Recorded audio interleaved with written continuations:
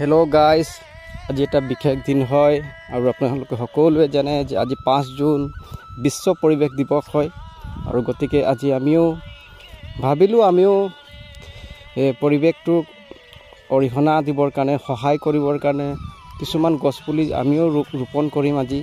সেয়ে গতিকে গাইজ, আমি সকলো কৰ্মকৰ্তাসকলে আৰু শ্ৰমিকসকলে একত্ৰিত হৈ আমি সকলোৱে আজি গছপুলি ৰোপণ কৰিলোঁ।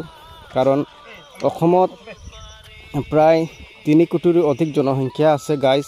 আৰু যদি আমি প্ৰত্যেকজনে যদি এই বিশ্ব পৰিৱেশ দিৱসটোত যদি একজোপাকো যদি আমি গছ লগাওঁ, তেতিয়াহ'লে আপোনালোকে ভাবকচোন আমাৰ অসমৰ জলবায়ু, আমাৰ অসমৰ পৰিৱেশ, অসমৰ ৱেডাৰৰ ওপৰত কেনেকুৱা এটা প্ৰভাৱ পৰিব। গতিকে বৰ্তমান সেই ভয়াৱহ যি বতৰৰ অৱস্থা, ৰ'দ দিলে আপোনাৰ 30 to 40 ডিগ্ৰী ৰ'দ দিয়েই থাকে, বৰষুণ দিলে নেৰানেপেৰাকৈ বৰষুণ দি থাকে।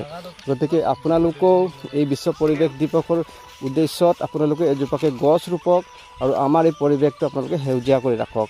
এইটো কথা নহয় যে আপোনালোকে কেৱল মাত্ৰ বিশ্ব পৰিৱেশ দিৱস বুলিয়ে গছ পুলি ৰোপণ কৰিব, এনেকুৱা নহয়। আপোনালোকে অন্যান্য দিনবিলাকতো আপোনালোকে গছ পুলি ৰোপণ কৰি পৰিৱেশটোত এটা সহায় কৰিব পাৰে, যি আমাৰ জীৱনৰ কাৰণে এটা বহুমূল্য হয়।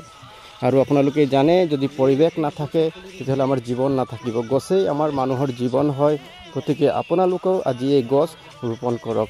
এই ভিডিঅ'টোৰ মাধ্যমত মই আপোনালোকক দেখালোঁ আমি কেনেদৰে গছপুলি ৰোপণ কৰিলোঁ। আৰু আজি আমি 500 জোপা চেলেং গছ আমি ৰোপণ কৰিলোঁ। আৰু তাৰ কাৰণে মই আমাৰ সকলো কৰ্মকৰ্তাসকলক ধন্যবাদ দিছোঁ। ধন্যবাদ।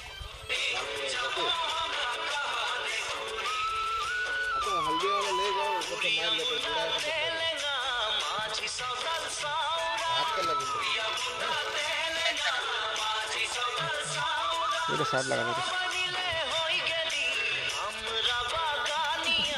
আৰ লোক খান নাই কাটো।